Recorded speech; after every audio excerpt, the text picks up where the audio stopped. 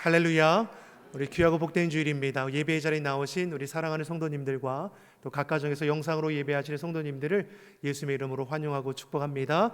우리 곁에 계신 분들과 우리 따스한 눈빛으로 환한 표정으로 우리 두 손을 들면서 인사하겠습니다. 잘 오셨습니다. 반갑습니다. 잘 오셨습니다. 감사합니다. 5월은 우리 가정의 달로 지켰습니다. 가정은 가장 큰 힘입니다. 아멘이시죠?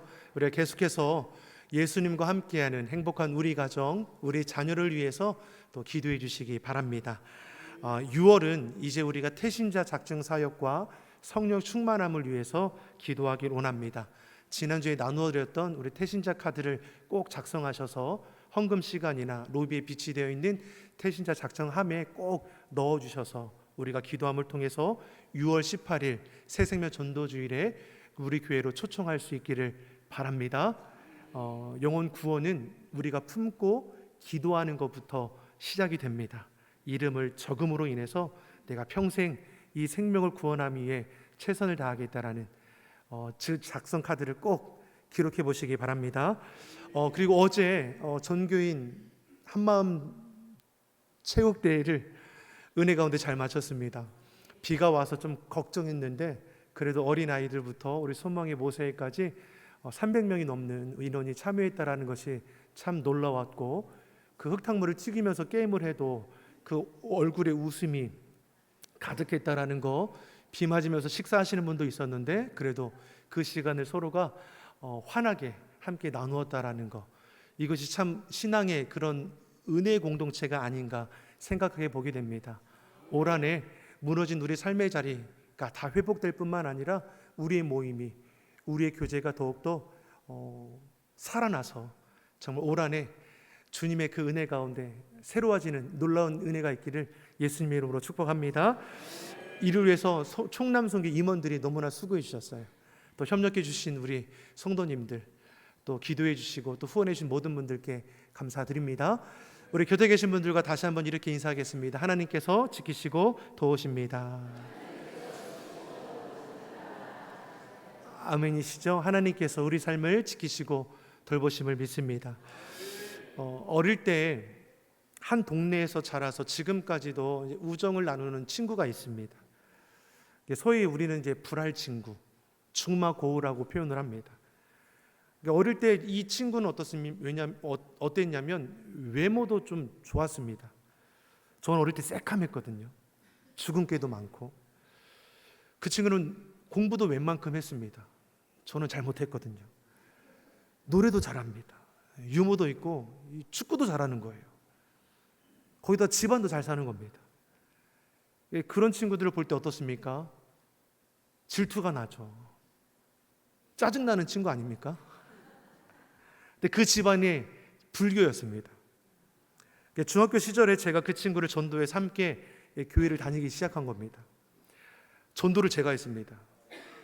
뭐 큰 방법이 있었냐? 아닙니다. 선생님이 그때 어떻게 했냐면 전도할 친구를 마음에 품고 기도해라. 저희가 태신자 작전 카드를 쓰는 것처럼. 그리고 나서 그 친구를 위해 기도하다가 다가가서 이야기해보라는 거죠. 교회 우리 같이 가자. 그럼 그 친구가 어떠한 반응이 있을 거다. 근데 그 친구에게 제가 진짜 그랬거든요. 야, 우리 교회 이렇게 전도의 날인데 같이 가자. 맛있는 거 준대. 근데 그 친구가 오는 거예요.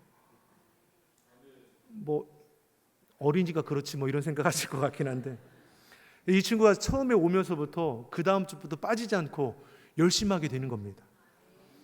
한 1년 정도 지났을까 이 친구가 건반을 배운 거예요. 이 교회 찬양팀이죠. 반주를 하고 있는 거예요.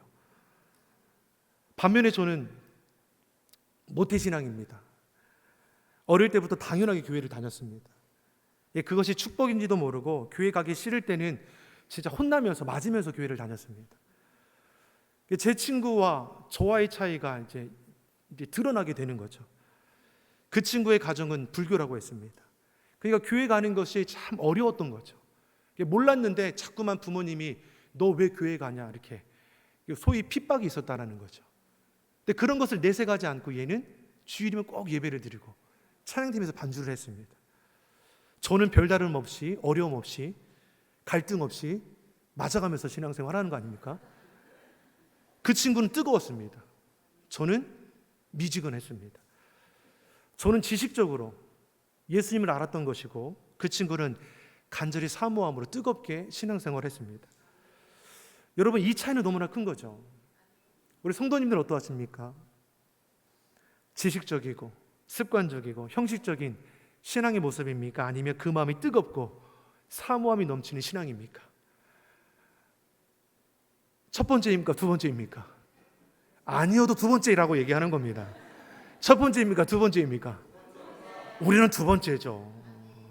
누가 물어보면 두 번째라고 소망을 담아서 고백하는 거죠. 저의 학창시절이 이렇게 미지근했습니다. 교회는 다니지만 복음이 얼마나 엄청나고 얼마나 위대하고 얼마나 능력이 있는지를 몰랐습니다. 복음, 복된 소식, 기쁜 소식인데 이것이 왜인지를 저는 이해하지 못한 것이죠. 사랑하는 성도 여러분, 복음은 예수님입니다. 예수님은 하나님의 아들이십니다. 예수님은 길과 진리와 생명이 되십니다. 그래서 우리가 복음을 들었다, 복음을 받았다라는 것은 예수님을 듣고 예수님을 받았다라는 것을 의미하는 것입니다. 이것을 지식적으로 이해하려고 하니까 우리는 깨닫지 못하는 것이죠. 내 전인격적으로 삶으로 받은 사람은 이것이 얼마나 큰 기쁨이고 능력인지를 고백하게 되는 것입니다. 사도행전 3장의 말씀을 보면 베드로와 요한이 성전 미문에서 구걸하던 날 때부터 걷지 못하는 자를 만나게 되죠. 구걸하는 자에게 베드로가 성령 충만함으로 말하는 것이 무엇입니까? 은과 금은 내게 없거니와. 저가 구하는 것은 은과 금이죠. 하지만 베드로는 내게 그러한 것은 없거니와 내게 있는 것을 너에게 주노니 곧 나사렛 예수 그리스도의 이름으로 걸으라. 그 순간 남에서 걷지 못하는 자가 일어나 걸었다라고 기록합니다. 걷고 뛰며 성전에 들어가서 여호와 하나님을 찬미했다라고 말씀합니다. 베드로는 은과 금은 없지만 참 부유했던 자임을 알 수 있는 것이죠. 그 이유가 어디 있습니까? 예수님을 소유한 자이기 때문입니다. 예수님의 이름의 권세를 사용할 줄 알았기 때문이죠. 이것이 예수님을 받은 자, 예수님을 만나고 경험한 자의 모습일 것입니다. 복음을 경험한다는 것은 복음을 누리는 것을 의미하는 것이죠. 우리가 음식을 아무리 맛있게 차려 있어도 음식을 먹지 않으면 나에게 아무런 상관이 없는 거 아닙니까? 그 음식을 먹고 누릴 때 우리가 맛을 느끼며 건강을 영위할 수 있는 것이죠. 좋은 약이 있는데 그 약을 먹지 않으면 무슨 소용이 있습니까? 그 약을 먹어야 약의 효능을 우리가 느끼며 건강하게 살아갈 수 있는 것이죠. 그래서 효과가 좋으면 우리도 주변에 좋은 것을 소개해 주지 않습니까? 복음도 마찬가지입니다. 복음을 경험하지 못하고 누리지 못하면 복음을 전하고 싶어도 전하지 못하는 겁니다. 진정으로 복음을 맛본 사람들은 반대로 복음을 전하지 않고는 견디지 못하는 것이죠. 전도가 그러한 겁니다. 예수님의 사랑을 알면 예수님의 사랑을 증거하게 되어 있습니다. 그 받은 은혜와 사랑이 어찌 큰지 내 안에만 가두어둘 수 없는 것이죠. 그 사랑을 드러나게 되어 있는 것입니다.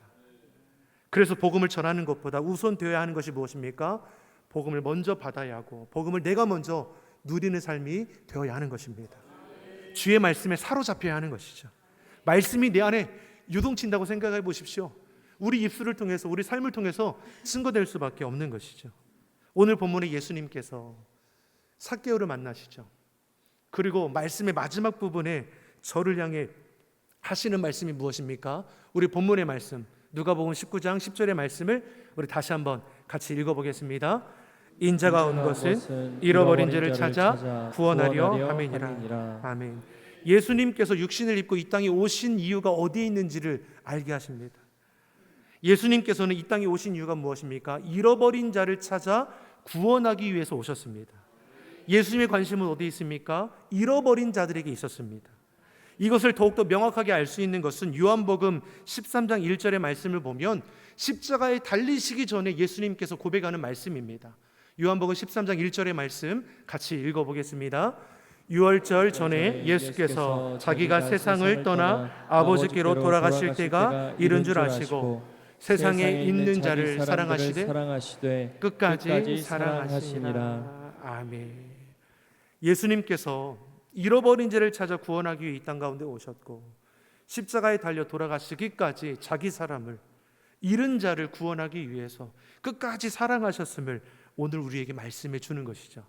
그리고 이러한 사랑이 있었기 때문에 저와 여러분이 구원받아서 하나님의 자녀가 된 것입니다. 여러분, 내가 믿은 것이 아닙니다. 내가 믿어준 것이 아니죠.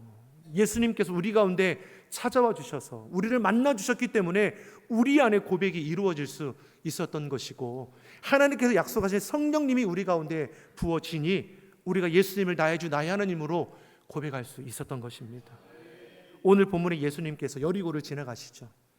그 소문이 다 일어납니다. 예수님 어떠한 분이십니까? 병자들 고치시죠.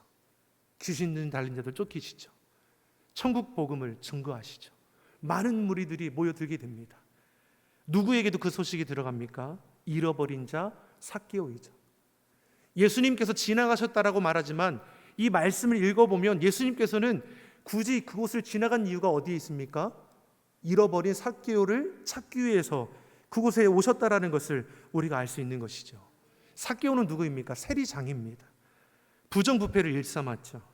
자기의 부귀를 위해서 같은 민족 이스라엘 백성들을 착취하고 괴롭혔던 자입니다. 하나님의 백성이 하나님을 떠나서 재물에 붙들려 살았다라는 것이죠. 더 많이 갖기 위해서 착취하고 더 많이 갖기 위해서 괴롭혔다라는 겁니다. 자, 그러면 많이 가졌다라고 하면 삭개오가 행복한 삶을 살았느냐? 그렇지 못하는 것이죠. 죄인이라 손가락질 받죠. 채워지지 않는 갈증과 공허함이 그 안에 넘쳐났다라는 것입니다. 많이 가졌는데 많이 가졌다라는 것이 오히려 그를 더욱더 짓눌렀음을 우리는 알 수 있는 것이죠. 자, 이때 예수님의 소문을 듣고 구원주 메시아로 오신 예수님을 보고 싶은 거죠. 근데 그 키가 작아서 어떻게 합니까? 많은 무리들 앞에 예수님을 볼 수 없으니까 뽕나무 위에 올라갔다라고 성경은 기록합니다. 하지만 이 말씀을 보면서 한번 생각해 보는 것은 정말 키가 작아서 뽕나무 위에 올라갔을까? 한편으로는 자기의 모습이 너무나 부끄러우니까 예수님을 가까이 볼 수 없으니 차라리 멀찍이 떨어져서 보기 위해서 뽕나무 위에 올라간 거 아닐까 생각해 보게 됩니다. 5절의 말씀 우리에게 뭘 말씀합니까? 뽕나무에 올라가서 예수님 보고자 한 이 삭개오에게 예수님께서 다가오는 것을 볼 수 있습니다. 누가복음 19장 5절의 말씀을 같이 읽어보겠습니다. 예수께서 그곳에 이르사 우러러보시고 이르시되 삭개오야 속히 내려오라. 내가 오늘 내 집에 유하여야 하겠다 하시니. 아멘. 자, 어떻습니까? 삭개오가 예수님을 보기 위해서 뽕나무에 올라가 기다린 것 같지만 말씀을 보니까 어떻습니까? 예수님께서 삭개오가 올라간 뽕나무 가까이 다가오셨다라는 거죠.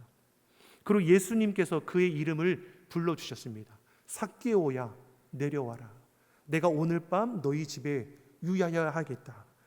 죄인이라 손가락질 받던 저대의 집에 예수님께서 거하시겠다라고 말씀하고 계시는 것이죠. 예수님 앞에 가까이 갈 수 없는 부끄러운 자신에게 예수님께서 찾아오셨습니다. 그 품에 안아주신 것이죠. 그 결과 죄인이라고 손가락질 받던 삭개오의 놀라운 변화가 일어나는 것을 우리가 볼 수 있습니다. 그가 예수님을 초청하여서 자신의 집에 모셨습니다. 그리고 예수님께 고백하기를 누가복음 19장 8절에 이렇게 고백하죠. 8절의 말씀을 같이 읽어보겠습니다. 삭개오가 서서 주께 여짜오되 주여 보시옵소서. 내 소유의 절반을 가난한 자들에게 주겠사오며 만일 이것을 도색한 일이 있으면 4배나 갚겠나이다. 아멘. 자, 이와 같은 놀라운 일이 누가 시키지도 않았는데 삭개오가 고백하죠. 자기의 재산을 반절을 내놓아서 가난한 자에게 구제한을 쓰겠다. 누구의 것을 빼앗긴 것이 있으면 내가 4배로 갚겠다. 율법에 기록한 대로 자기가 누군 것을 착취했다면 율법대로 갚아주겠다라는 것이죠. 이전의 모습과는 도저히 이해할 수 없는 변화된 삭개오의 모습을 오늘 우리에게 보여줍니다. 악착같이 돈을 모으려던 자가, 남의 것을 제 것인 양 취하던 자가 완전히 뒤집어졌습니다. 무엇 때문에 이런 일이 일어난 겁니까? 예수를 만났습니다. 예수님을 자신의 삶의 자리에 모셨습니다. 그래서 복음은 기쁜 소식입니다. 삭개오는 지금 예수님께 협박을 받아서 억지로 하는 것이 아니라 기쁨에 넘쳐서 자원함으로 결단하며 나아가는 것이죠. 삭개오는 예수님을 만남으로 참된 행복을 얻게 되고 예수님이 잃었던 삭개오를 얻게 되는 그 기쁨의 장소가 되었습니다. 저와 여러분이 이러한 기쁨을 누리고 나아가기를 예수님의 이름으로 축원합니다. 사도 바울도 그러지 않습니까? 예수님을 믿는 자들을 죽이고 핍박하는 것이 자신이 하나님을 위한 일이라고 생각했습니다. 잘못된 신앙이죠. 잘못된 것을 참으로 알고 믿는 자를 핍박함을 통해서 오히려 하나님을 힘겹게 한 것이죠. 이 시대 이단들도 이러하지 않습니까?